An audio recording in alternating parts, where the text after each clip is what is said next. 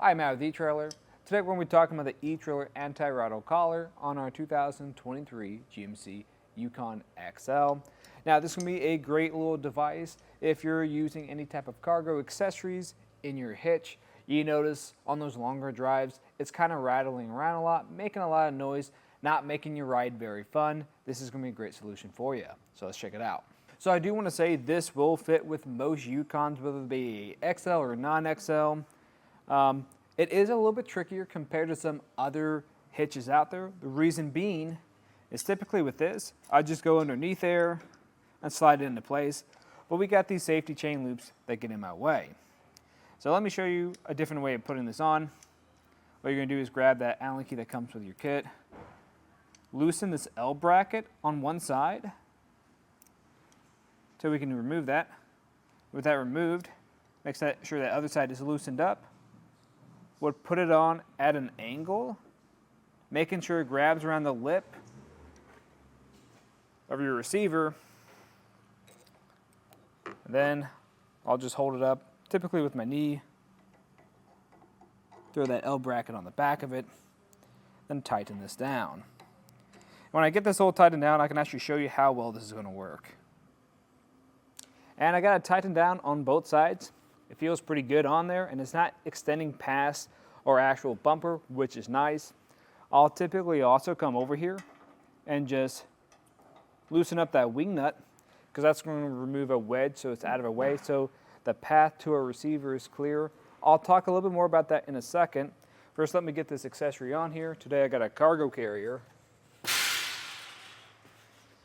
And what's nice about this device is this is going to stay on here full time if you want it to.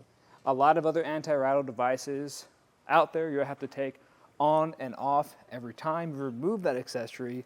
This, you don't have to worry about that. And now I'll secure this down and we'll actually test out that rattle. Now that's properly secured. When you're driving around, especially if you don't have a load on here at the moment, that's going to be causing a lot of noise when you're driving around. And even if you do have a load on here, you're still going to get some rattle. You'll find this same experience with a lot of other accessories like ball mounts. Now to reduce that, all I have to do is come over here, come to that hand knob, and unlike a lot of other ones out there, those other ones are going to require tools. This, I don't have to worry about that. So when I'm tightening this down, it's essentially pulling a wedge in place to apply pressure to the shank of our accessory. Now I only have it tightened down just a little bit. We'll see the difference I'm going to get now.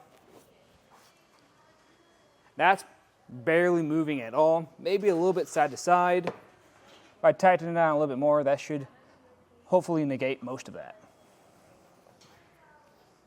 Yeah, that's much better. So when you're driving down the road, you're not going to get all that clattering behind you.